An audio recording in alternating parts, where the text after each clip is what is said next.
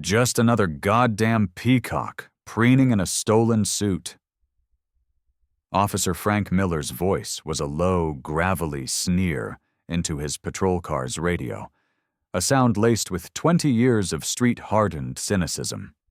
He sat parked, a predator in his natural habitat, just outside the gleaming facade of the Oak Creek police station. Across the sun-drenched street, at a bustling Shell gas station, a black man in a suit that probably cost more than Miller's last paycheck stepped out of a flawless black Mercedes. The car shone with a kind of quiet wealth that screamed out of place in Miller's world. Miller didn't hesitate. He slammed the gear into drive and floored the gas pedal. Have you ever felt the cold stare of judgment before you've even had a chance to speak? Before anyone knew a single thing about you, your character, your soul? Hit that subscribe button right now and like this video, because you are about to witness a story of prejudice so blatant, so shocking, it will make your blood boil. And I want you to comment below right now.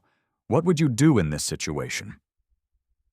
The patrol car's tires screamed in protest as it shot across the four-lane intersection, a blue and white missile of misplaced authority. Miller positioned the vehicle perfectly, blocking the gas station's only exit. He stormed out, his chest puffed out, the fabric of his uniform straining. He was the king of this little concrete kingdom. "Hey, you!" he barked, his voice a weapon designed to intimidate. "Where'd you steal the fancy ride, boy?" The man by the gas pump froze, his hand hovering over the nozzle. Every head turned. A construction worker paused with a coffee cup halfway to his lips. A group of mothers herding their children into a minivan fell silent. The air crackled with a tension that was suddenly thicker than the morning humidity. Miller closed the distance, his shadow falling over the man. He shoved his shoulder, a hard, deliberate act of dominance. Then, as the man recoiled in shock, Miller immediately pointed an accusing finger, his voice rising to a self-righteous roar. "Don't you dare put your hands on me! That's assault on a police officer!" The well-dressed man slowly, deliberately, raised his hands into the air, his jaw clenched so tight the muscles bulged. A fire of controlled rage burned behind his eyes. Miller's hand hovered inches from the butt of his holstered Glock, his own eyes gleaming with a cruel, predatory satisfaction. And all of this was happening in the literal shadow of the police station. This is Oak Creek, North Carolina, a postcard-perfect slice of the American dream. Here, million-dollar homes nestle on tree-lined streets, and American flags flutter from every manicured porch. The air is filled with the scent of cut grass and the distant laughter of children. On the surface, it's a bastion of peace and progress. But as we all know, appearances can be the most dangerous illusions of all. Meet Marcus Thorne. At 45 years old, he carries himself with the profound, quiet confidence of a man who has fought for every inch of his success. His charcoal gray suit is tailored to perfection, a silent testament to his discipline and attention to detail. A classic gold watch on his wrist catches the morning light as he glances at the time. 9:42 a.m. Today is, without exaggeration, the single most important day of his professional life. Marcus's day had begun long before the sun rose, at 5 a.m., in a sterile hotel room. The desk was a battlefield of paper. Personnel files, budget reports, crime statistics, community demographic breakdowns, and years of officer evaluations. 22 years of police work, rising through the brutal ranks of the Chicago PD, had taught him that preparation was not just a strategy. It was survival. He studied his new department until his eyes burned, absorbing every detail, every strength, every hidden weakness. He knew this town's secrets before he'd even officially arrived, and he chose this exact gas station for a reason. The Shell sits directly across from the Oak Creek police station, a modern brick and glass building that projected an image of transparent, progressive law enforcement. In less than 20 minutes, Marcus Thorne was scheduled to walk through those polished glass doors and assume his new role as the town's chief of police. The mayor had headhunted him after a grueling nationwide search. His resume was a thing of legend. A master's degree in criminology from Northwestern, 2 decades in Chicago's Major Crimes Division, a list of high-profile solved cases that had made national news. His innovative community outreach programs had slashed crime rates by over 40% in some of Chicago's most violent neighborhoods. But Marcus was no fool. He knew he wasn't just walking into a new job. He was walking into a powder keg.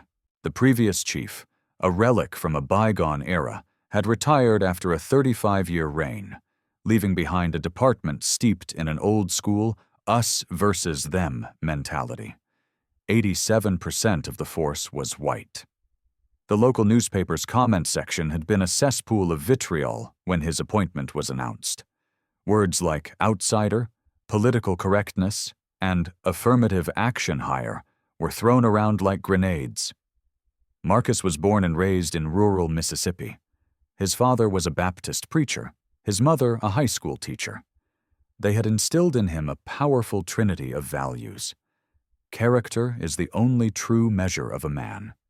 Education is the key that unlocks any door, and relentless hard work can conquer any obstacle. For the most part, they were right. But they had never fully prepared him for the insidious, soul-crushing reality of prejudice that could render all of those virtues meaningless in the blink of an eye. The gas station buzzed with the mundane rhythm of a Tuesday morning. A landscaper in grass-stained overalls filled gas cans in the back of his pickup. 3 women in yoga pants chatted animatedly while their children wrestled in the back seats of their spotless SUVs. The smell of gasoline mingled with the aroma of brewing coffee from the convenience store. It was a perfect portrait of suburban America. Marcus filled his tank, his movements methodical, his mind rehearsing the introductory speech he would soon give to his new officers. He needed to strike a perfect balance, confident but not arrogant, a seasoned veteran who was still willing to listen, firm in his principles but approachable in his demeanor. His first impression would set the tone for his entire tenure. He had absolutely no idea that 2 of his future officers were already watching him, their minds poisoned by suspicion and resentment. Officer Frank Miller had worked this beat for 20 of his 22 years on the force. At 48, he was the embodiment of the department's old guard, white, conservative, and deeply suspicious of the change Marcus represented. His partner, Officer Tim Yates, was younger, barely 30, but he idolized Miller and mirrored his worldview. To them, Marcus's expensive car and tailored suit were not signs of success. They were evidence of a crime. These men had operated for years within a system that insulated them from consequences. Internal affairs investigations were a joke, always concluding with insufficient evidence.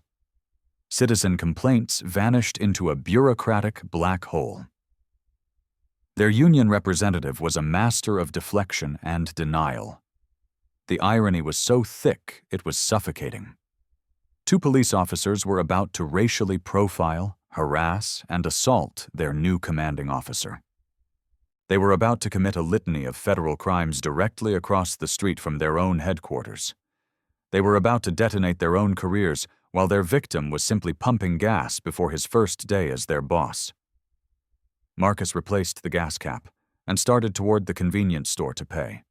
His polished leather shoes made soft, rhythmic sounds on the asphalt.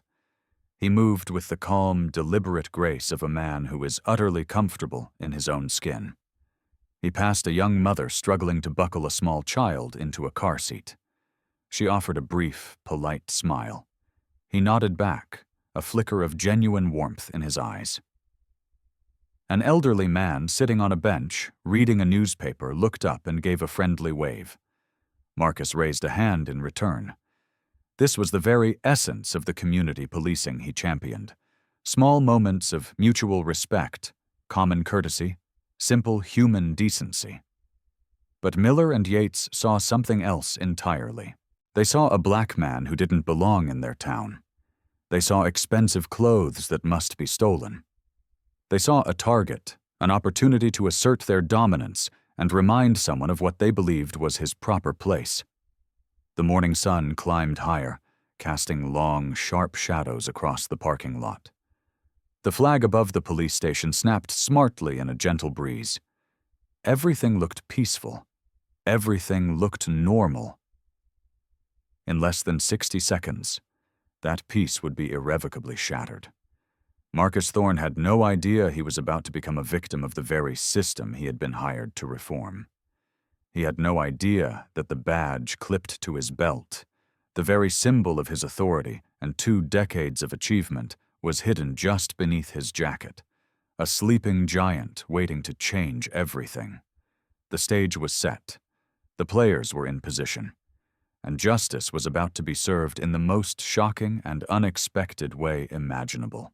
Miller strode across the parking lot with the predatory gait of a wolf closing in on its prey.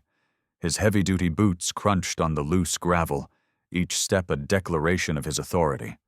His hand rested casually, almost lovingly, on the grip of his service weapon. The sun glinted off the silver of his badge and reflected in his cold, pale blue eyes. License, registration, and proof of insurance. Now! His voice boomed across the entire gas station, a sonic boom that shattered the morning's tranquility. Every conversation halted. Every head snapped in his direction. The construction worker's coffee cup froze in midair. The mothers by their SUVs stood like statues, car doors hanging open. It felt as if even the birds in the nearby oak trees had fallen silent. Marcus turned slowly, his movements deliberate, controlled. His gold cufflinks flashed in the sunlight. 22 years in law enforcement had taught him exactly what Miller was doing. A textbook play of dominance through public humiliation and intimidation. "There's no need for this aggressive tone, officer," Marcus said, his voice calm and even. "I'm simply getting my identification." Miller's face, already tight with aggression, contorted into a mask of pure rage. His jaw muscles bunched into hard knots.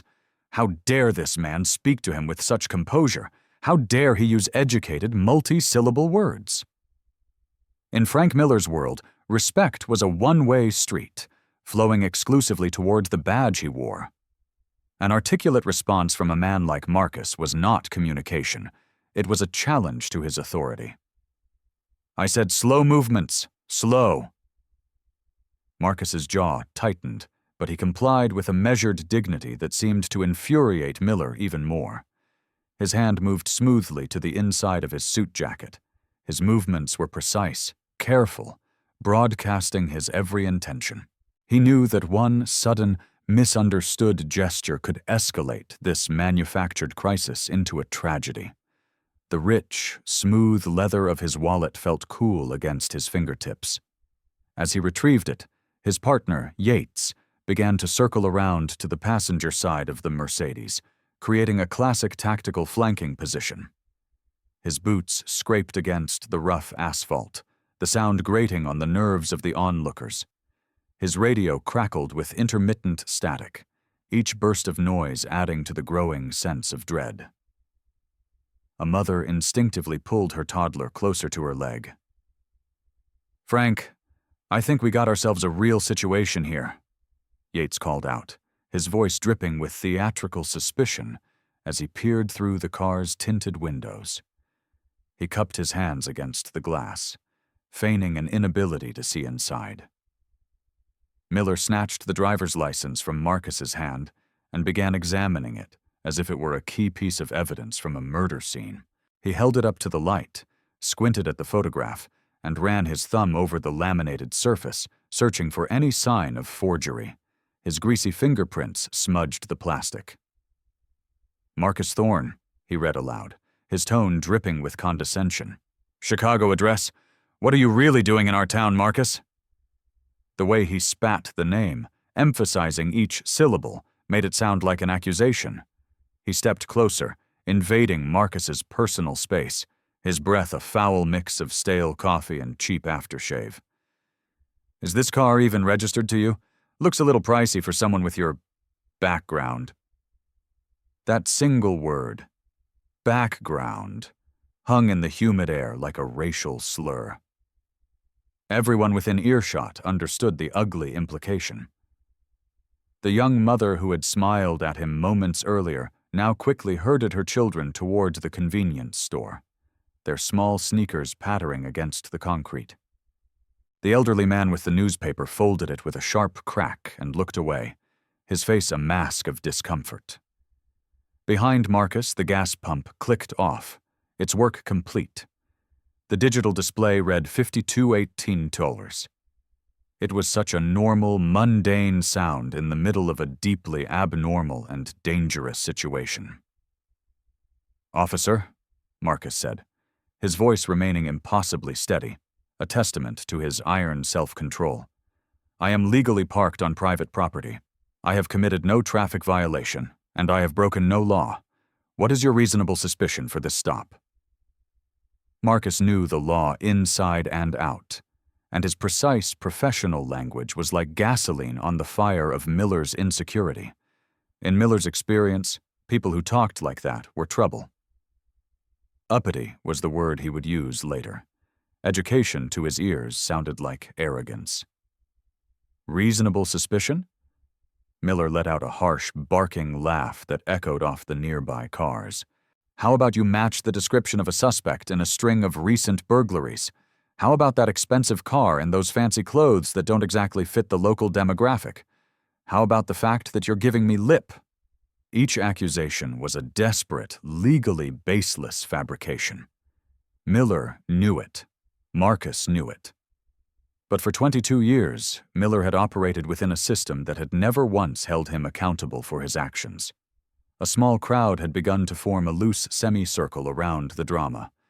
The construction worker set down his coffee cup and, with a deliberate motion, pulled out his phone and started recording.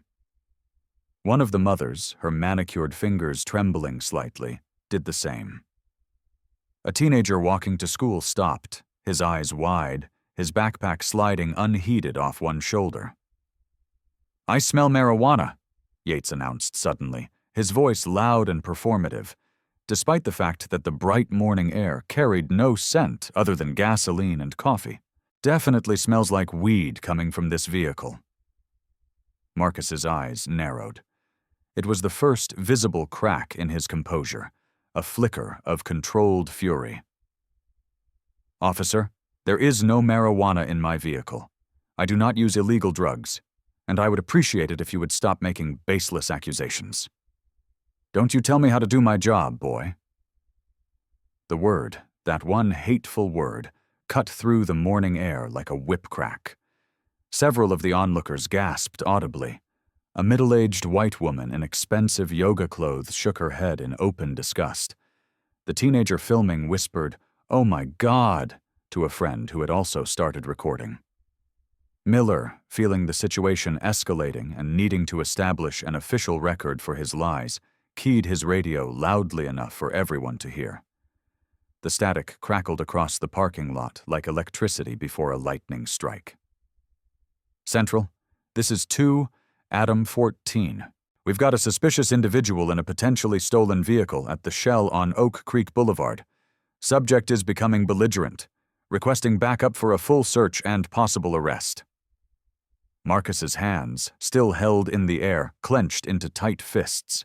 His knuckles went pale against his dark skin. 2 decades of professional training were at war with a lifetime of personal experience with exactly this kind of dehumanizing treatment. The gold on his watch seemed to mock the situation, a symbol of a status that was being violently ignored.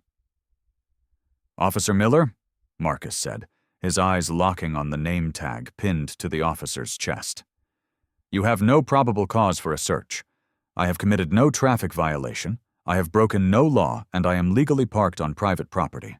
I explicitly refuse consent for any search of my person or my vehicle." His language was that of a lawyer, of a professional, and it only made Miller angrier. To an ear accustomed to the sound of fear and submission, this sounded like profound disrespect. This man's calm demeanor was an act of defiance that needed to be corrected immediately, with force. "Probable cause?" Miller sneered. "I'll give you probable cause. You match the description. You've got an attitude problem, and you don't belong here." The accusations piled up, each one another piece of kindling for the bonfire of his rage, and each word was being meticulously documented by a growing gallery of cell phones recording from a dozen different angles. Each syllable would later be dissected by federal investigators and played for a jury. But in that moment, Frank Miller felt completely and utterly untouchable. A second, and then a third patrol car arrived, tires squealing as they pulled into the lot.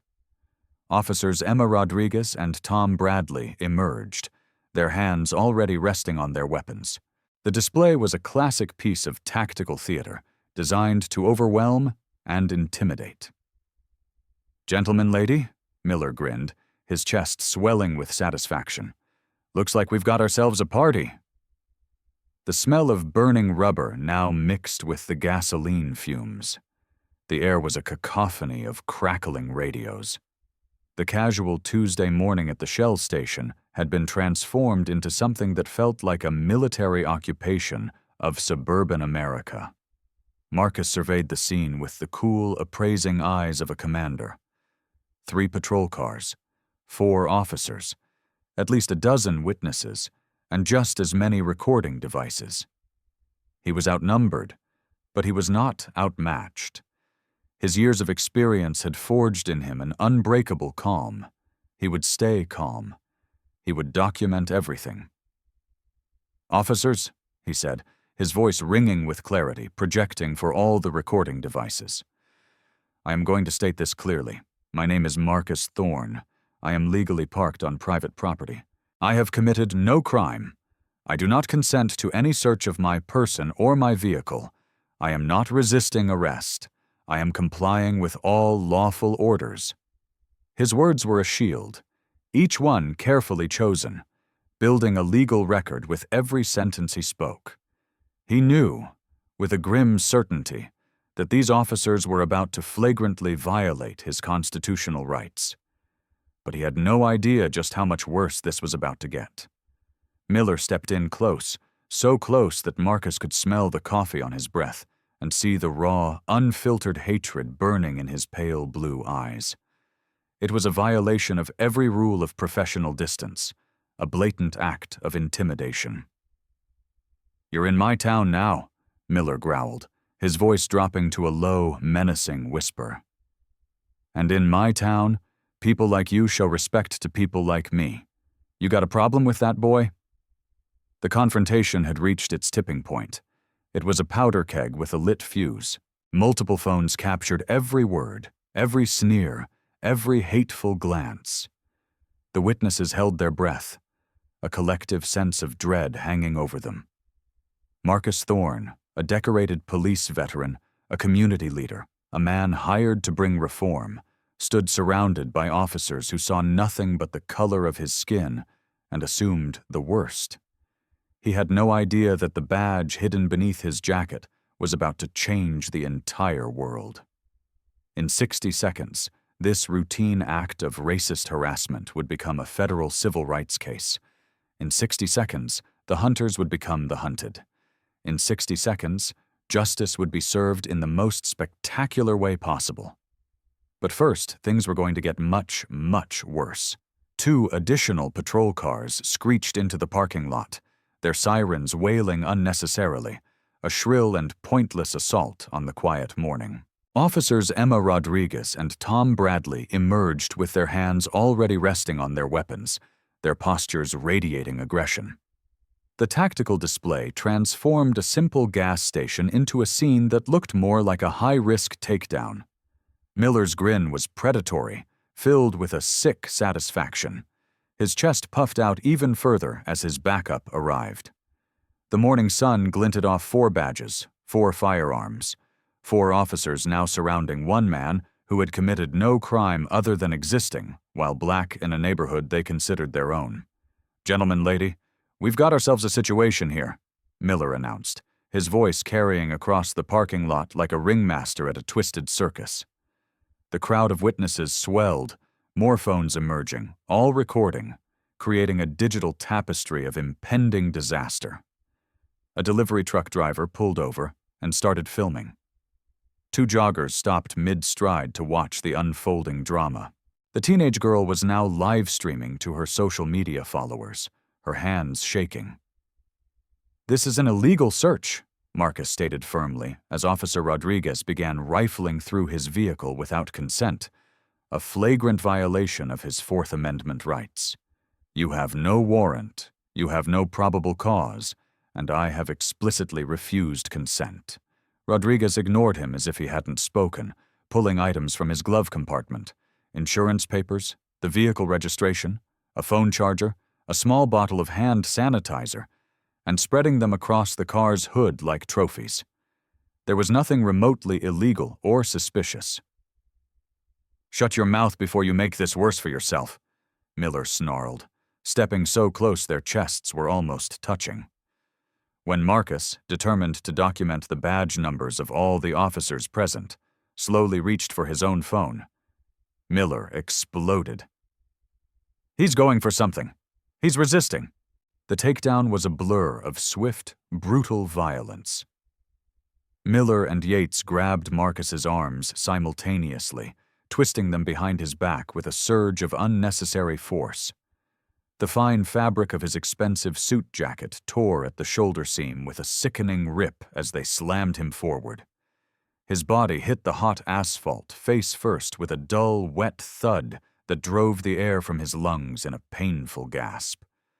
Sharp gravel bit into his cheek, opening small cuts that immediately began to well with blood. The crystal of his gold watch cracked against the rough pavement. Miller dropped his full body weight onto Marcus's back, driving a knee into the base of his neck, grinding his face into the abrasive surface. Breathing became a labored, desperate struggle. The hot asphalt burned against the raw skin of his face. "Stop resisting! Stop resisting!" Miller yelled, a performative shout for the benefit of his fellow officers, even though Marcus wasn't moving at all, pinned and powerless beneath him. The crowd reacted with a collective gasp of shock and outrage. Multiple voices erupted at once. The construction worker dropped his coffee cup, which shattered on the concrete. Maria Sanchez, the gas station attendant, rushed out from behind the counter.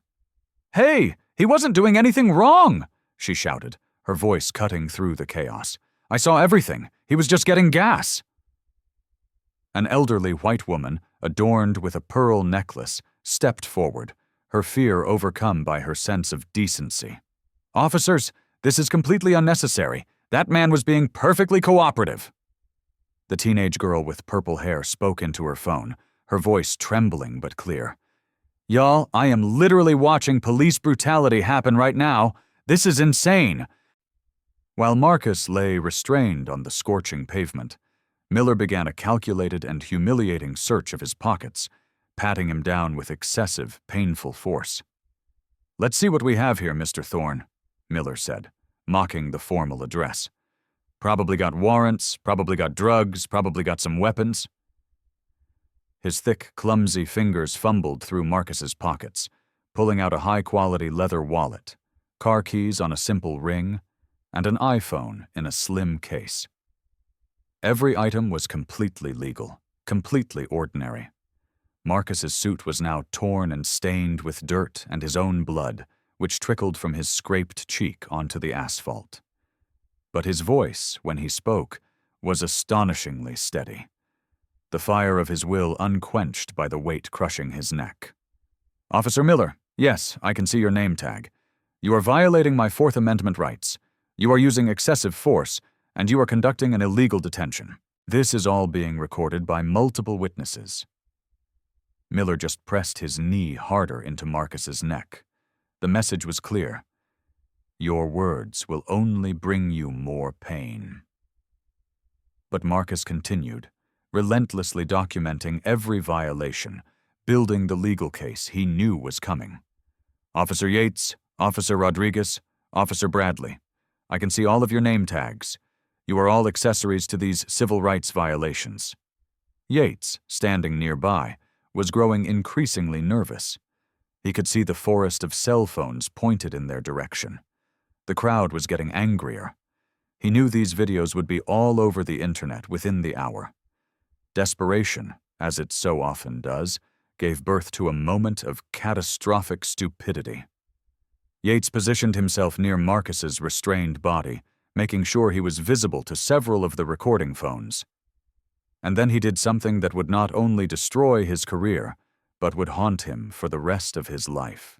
He deliberately, calculatingly, used his own fingernails to claw 3 deep, ragged scratches into the side of his own neck. Red welts instantly appeared, and beads of blood began to surface.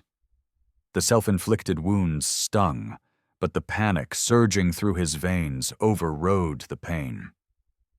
He attacked me! Yates suddenly staggered backward, clutching his neck with theatrical agony. Did you all see that? He clawed my neck when I tried to get close. The crowd erupted in a roar of confused anger and disbelief. That's impossible, shouted Dr. Patricia Wallace, a retired sociology professor who had stopped for a newspaper. She pointed a trembling finger at Marcus's prone form. That man has been face down on the ground the entire time. The teenager filming yelled into her phone. Liar! I've been recording everything. He never moved his hands. You just scratched yourself. Maria Sanchez waved frantically toward the store. The security camera? Our camera recorded everything. He didn't do anything. Yates's face went chalk white as he realized his fatal error. His eyes darted toward the black security dome mounted above the convenience store entrance. A small red light blinked steadily, an unblinking electronic witness to his deception. Maybe it happened earlier, he stammered, touching the fresh scratches that were so obviously self-inflicted. Dr. Wallace cut him off with the sharp authority of a lifelong academic. Young man, you just perjured yourself and tried to frame an innocent man. We all saw it, and that camera saw it. Miller, still pinning Marcus, and unaware of his partner's career-ending blunder, continued to build their fabricated narrative. He keyed his radio with a tone of urgent authority. Central. Be advised. Suspect violently resisted arrest. Assaulted Officer Yates. We have used necessary force to subdue him. We need a supervisor on scene and request medical support for an injured officer, immediately. Every word was a lie. A brick in the wall of deception they were building. A wall that would soon come crashing down on top of them, leading to felony charges that would destroy their careers and send them to prison. Marcus, still pinned under Miller's crushing weight, spoke with remarkable composure. Officer Yates, you just committed perjury, filed a false police report, and attempted to frame an innocent person for assault on a police officer. Officer Miller, you are an accessory to these crimes. The psychological torture continued. Miller, frustrated that he couldn't find anything illegal, searched Marcus's pockets again. The wallet contained credit cards, a driver's license, and cash. Nothing suspicious, nothing to justify their violence. This thug probably stole all these cards, Miller muttered, loud enough for the crowd to hear. But the crowd wasn't buying it. Too many people had witnessed the entire ugly encounter. Too many phones had captured every lie, every act of violence. And the security camera had recorded Yates's pathetic and criminal act of self-mutilation. A critical moment arrived. As Marcus struggled for breath under Miller's weight, his torn suit jacket shifted, revealing a brief, tantalizing glimpse of something metallic clipped to his belt. From most angles, it was impossible to identify. Miller, drunk on adrenaline and his own power, didn't notice. Neither did Yates, Rodriguez, or Bradley. They were too caught up in their own illegal drama to pay attention to such a small detail. But Dr. Wallace, standing at the perfect angle near the convenience store entrance, saw the metallic reflection in the morning sun. She squinted, her sharp mind trying to process what she was seeing. It looked official. It looked important. But the distance and the torn fabric made a positive identification impossible. Not yet.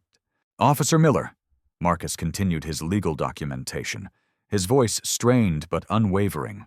"Officer Yates, Officer Rodriguez, Officer Bradley, everything you are doing is being recorded.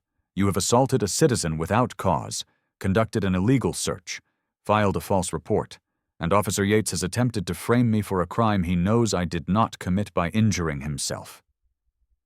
The mention of legal consequences only enraged Miller further. His face was beet red with fury. "I don't care what you think you know about the law," he growled. "You're going to jail today. You're going to learn some respect."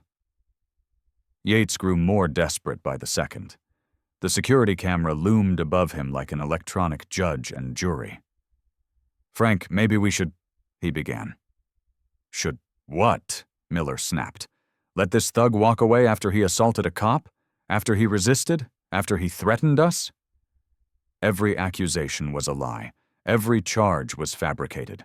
Every justification was crumbling under the immense weight of video evidence and witness testimony. Dr. Wallace, her academic instincts overriding her fear, stepped closer. "Officers, I am Dr. Patricia Wallace, Professor Emeritus at Duke University. I have been watching this entire encounter, and this man has done absolutely nothing wrong. You are about to destroy your careers and this department's reputation." Miller glared at her with pure contempt. "Ma'am, you need to step back and let us do our job." "Your job?" Dr. Wallace's voice rose with righteous indignation. "Your job is to attack innocent citizens? Your job is to let your partner scratch himself and blame an innocent man? Your job is to violate the Constitution in broad daylight?" The crowd murmured in agreement. The recording continued. The security camera captured everything. "Officer Miller," Marcus said, his voice a low growl of controlled fury. "When this goes to federal court, and it will, your qualified immunity will not protect you from these flagrant constitutional violations. Officer Yates's self-inflicted injuries and false accusations constitute multiple federal crimes." The powder keg was about to explode. The hunters were about to become the hunted. Justice was about to be served. But they still didn't know it. In their minds, they were still in control. They were about to learn, in the most brutal way possible, just how wrong they were. Miller hauled Marcus roughly to his feet, preparing to cuff him. The violent movement caused the torn fabric of his suit jacket to shift again. Blood from Marcus's scraped cheek dripped onto his once pristine white shirt. And in that moment, Dr. Wallace, standing near the convenience store, saw it. She saw it clearly. The metallic reflection in the morning sun was now unmistakable. Her hand flew to her mouth. "Oh my God," she gasped. "Officer Miller, do you see what's on his belt?" Miller glanced dismissively at Marcus's waist. His sneer froze. His grip loosened. The color drained from his face as if a plug had been pulled. His mouth fell open in silent, abject horror. There, partially concealed by the torn jacket, but now glinting like a star in the bright sun, was the distinctive, five-pointed gold badge of the Chief of Police for the Oak Creek Police Department. Yates stopped his fake injury performance mid-wince, his hands frozen at his scratched neck. His eyes locked onto the badge with the vacant expression of a man watching his own life crumble into dust before his very eyes. Rodriguez dropped the papers she was holding. They scattered across the asphalt like confetti at a funeral. Bradley took a half-step backward, his hand falling away from his weapon as if it had been burned. A profound, deafening silence fell over the gas station. Even the traffic on the busy street beyond seemed to have stopped. Marcus calmly straightened his jacket, his movements filled with a newfound dignity, fully revealing the badge of command. Despite his bloodied face and torn suit, his voice, when he spoke, carried the unmistakable ring of absolute authority. Officer Miller, Officer Yates, Officer Rodriguez, Officer Bradley, I am Police Chief Marcus Thorne, your new commanding officer, as of 8 a.m. this morning. The impact of those words was like a physical blow. Miller's legs nearly buckled beneath him. The predator had become trembling prey. Yates's face turned a pale, sickly green. He had just tried to frame his new boss for a felony. "No," Miller whispered, the word a strangled prayer. "No, no, no!" The crowd exploded. Maria Sanchez crossed herself. The teenager live streaming screamed into her phone, "Y'all are not going to believe this!" Dr. Wallace just shook her head, a slow, sad smile of amazement on her face. The construction worker let out a bark of laughter born of sheer, unadulterated absurdity. Marcus continued, his voice gaining strength with every word. "You have just committed assault, battery, false imprisonment, illegal search and seizure, and filed a false police report. And Officer Yates, you attempted to frame your commanding officer for assault while creating fraudulent evidence through self-injury." He paused, letting the weight of their crimes settle upon them.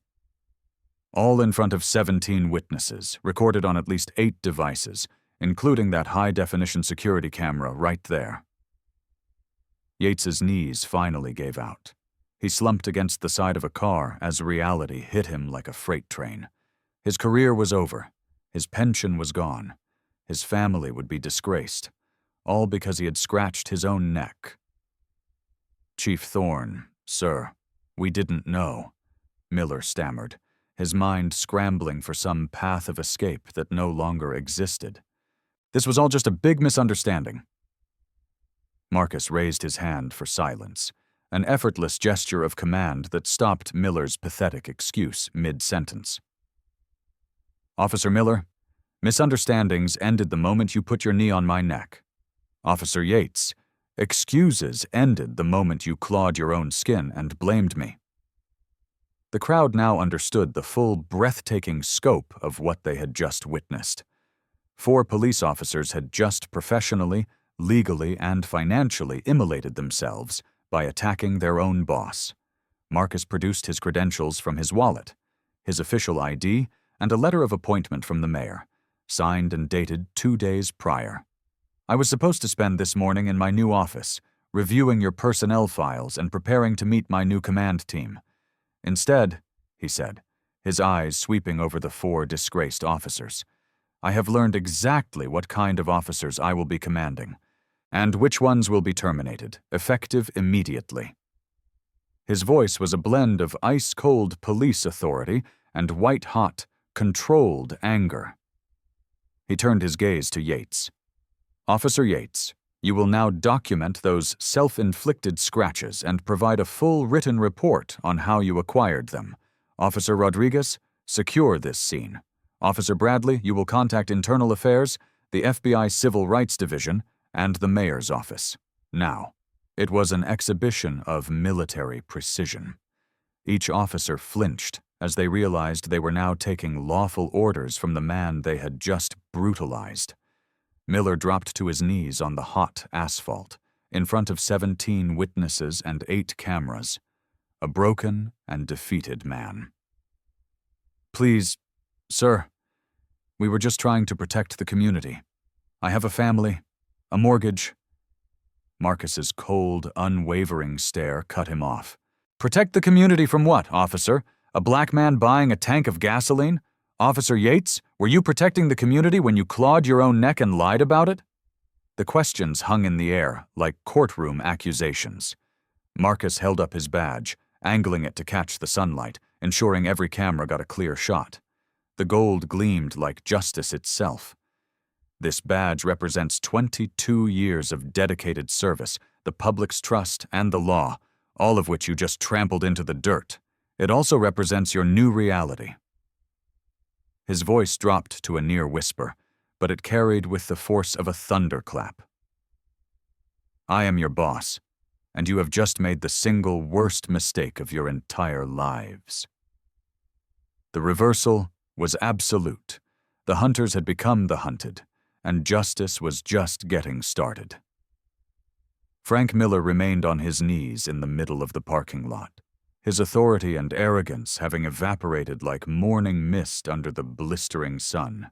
The man who, mere minutes ago, had wielded his power like a club, now groveled on the hot asphalt.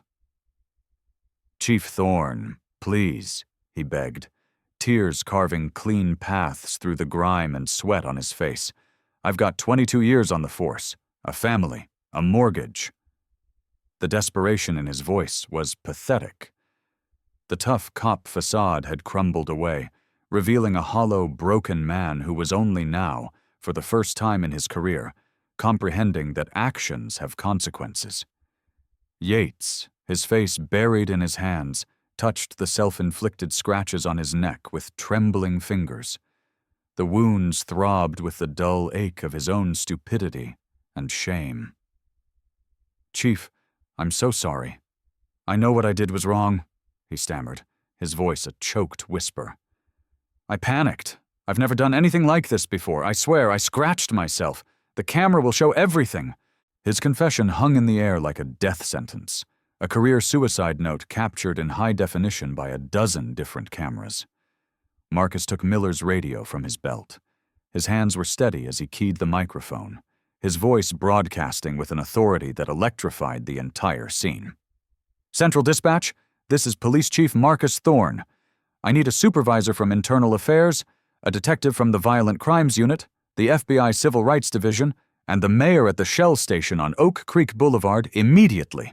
We have 4 officers in custody for civil rights violations, assault, filing a false police report, and evidence tampering." His voice was calm, professional, and utterly devastating. Each word was another nail in their coffins. Dr. Wallace stepped forward, her presence a beacon of civilian courage. Her retired professor's authority commanded the attention of everyone present. "Chief Thorne, we all witnessed everything. These officers racially profiled you. They used excessive and unnecessary force. And that young man there," she pointed a steady finger at Yates, "injured himself and then tried to blame you. We will all testify." 17 witnesses nodded in a silent, powerful wave of unified agreement. Their phones held the damning, irrefutable evidence. Marcus's first official act as chief of the Oak Creek Police Department was an exercise in swift, decisive justice. "Officers Miller, Yates, Rodriguez, and Bradley, you are hereby immediately suspended without pay, pending criminal investigation. Turn in your weapons, your badges, and all departmental equipment. Now." The metallic sounds of duty belts being unclipped and gear being placed on the hood of the Mercedes echoed across the parking lot like funeral bells. Their badges, once symbols of their power, hit the asphalt with tiny, pathetic clinks. As if on cue, local news trucks began to arrive, their satellite dishes rising like technological vultures drawn to a fresh kill. A reporter, Amanda Lane from Channel 7, approached with her cameraman, her journalistic instincts screaming that this was a career-making story. "Chief Thorne, can you tell us what happened here?" Marcus straightened his torn suit jacket and addressed the cameras directly. Blood was still visible on his scraped cheek, but his dignity was a suit of armor that could not be pierced. "These officers violated their oath of office, the Constitution of the United States, and the sacred trust of the public they swore to protect. One of them even went so far as to injure himself in a pathetic attempt to frame me for assault, a criminal act that was captured by that security camera." The news cameras zoomed in on his face, then panned to the blinking red light of the security dome, capturing every word for the evening news and for the viral social media clips that would reach millions within the hour. Then, in a moment of poetic justice so perfect it felt scripted by Karma herself, Marcus took a set of handcuffs from a newly arrived supervisor and walked over to Miller. He recited the Miranda warning, his voice clear and steady. "Frank Miller, you are under arrest for assault, deprivation of rights under color of law, and conspiracy. You have the right to remain silent. Anything you say can and will be used against you in a court of law." The very officer who had spent his career trampling on the constitutional rights of others was now face to face with the system he had so arrogantly perverted. The irony was a bitter pill that Miller was forced to swallow. As the metal bracelets clicked shut behind his back, a sound of absolute finality, the crowd of onlookers spontaneously erupted in applause. It was a raw, cathartic moment of justice, served in real time. Maria Sanchez shouted above the clapping, "Justice! Finally justice!" Her voice carried the hopes of every person who had ever been mistreated by those in power. The teenager with the phone was posting updates faster than a wire service. OMG, the cop scratched himself and blamed the black guy, but the black guy was actually the new police chief. This is insane. Justice served. George Schwartz Oak Creek shame video going viral in 3, 2, 1. Her phone pinged incessantly as the footage spread like wildfire across every social media platform. Rodriguez and Bradley surrendered their equipment in shame-faced silence. Their careers ended not with a bang, but with a quiet, humiliating whimper. Sullivan was led away in handcuffs, his self-inflicted scratches a scarlet letter of his dishonesty, clearly visible to the news cameras. Dr. Wallace approached Marcus as the initial chaos began to settle. "Chief Thorne," she said, her voice filled with a mixture of respect and awe. "I'm very glad I stopped for a newspaper this morning. Sometimes the universe puts us exactly where we need to be to witness truth overcome lies." Marcus simply nodded, his gratitude profound and unspoken. His bloodied face and torn suit told a story of injustice confronted and, through the simple power of truth and accountability, defeated. The consequences were as swift as they were final. Within 48 hours, the story was the lead item on every major news network. CNN's breaking news banner screamed, "New police chief brutalized by his own officers on first day." The gas station security footage became the most watched police accountability video in the history of the internet. The FBI's Civil Rights Division descended on Oak Creek from their Atlanta field office. Special Agent Sarah Martinez, a woman with steel-gray eyes and a reputation for being relentless, told reporters, "This case represents a catastrophic failure of police culture. We have 4 officers committing federal crimes against their own commanding officer, all captured on high-definition video from multiple angles. It's prosecutorial gold." 3 weeks later, a federal grand jury handed down indictments that sent shockwaves through the national law enforcement community. The charges were devastating. Miller faced 15 years for civil rights violations, assault, and conspiracy. Yates faced 18 years for evidence tampering, filing a false police report, attempted obstruction of justice, and civil rights violations, his self-inflicted scratches elevating his crimes to a new level of depravity. Rodriguez and Bradley each faced 5 years as accessories. The trial was a media circus. Marcus took the stand, his quiet dignity filling the courtroom. "Your Honor," he said, his voice steady, "these officers didn't see a police chief, a public servant, or even a human being. They saw only the color of my skin and assumed criminality." The security footage played on massive courtroom monitors, showing Yates's calculated deception in undeniable clarity. The jury was out for less than an hour. The verdict? Guilty on all counts. The city of Oak Creek settled Marcus's inevitable civil rights lawsuit for $3.1 million, the largest police misconduct settlement in the state's history. Marcus immediately announced the creation of a foundation, donating the entire amount to police accountability organizations, programs to supply body cameras to small departments, and racial justice nonprofits. This money came from taxpayers who deserve better, he told reporters. It should be used to prevent this from ever happening again. Under Chief Thorne's leadership, the Oak Creek Police Department underwent a revolutionary transformation. Mandatory intensive bias training became a monthly requirement. A new civilian oversight board was given real power to review every use of force incident. The Thorne protocols for de-escalation and community policing became a national model. Within 2 years, crime in Oak Creek dropped by 23%, while community trust in the police soared to an unprecedented 94%. There were 0 excessive force complaints and 0 civil rights lawsuits. 6 months after the trial, Chief Thorne stood in his office, looking out at a park where his officers were playing basketball with neighborhood kids. The same badge that had changed everything that fateful morning was pinned to his chest. He thought about how injustice can strike anyone, anywhere, at any time. But he also knew that truth, evidence, and courage could triumph over the ugliest forms of prejudice and corruption. The gas station now bears a small bronze plaque.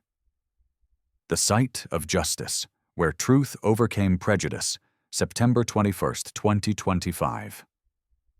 Maria Sanchez, now the station manager, tells the story to anyone who will listen. If this story moved you, if it gave you hope that truth can defeat lies and that justice can, eventually, prevail, then share it. Every share sends a message that accountability matters, that character matters more than color. Comment below, have you ever seen truth triumph when all hope seemed lost? Your stories matter. Hit that subscribe button if you believe in justice over prejudice and truth over corruption. We share these stories because they need to be told. Think about this for a moment. If Chief Thorne hadn't had that badge, if he had been just another black man buying gas, would Yates's lies have been believed? Would Miller's violence have been justified? Would an innocent man now be sitting in a prison cell? What does your answer say about the world we are all fighting to change? Some badges represent authority. Some represent power. But the best badges, the ones that truly matter, represent truth. And the truth, when it finally emerges, changes everything.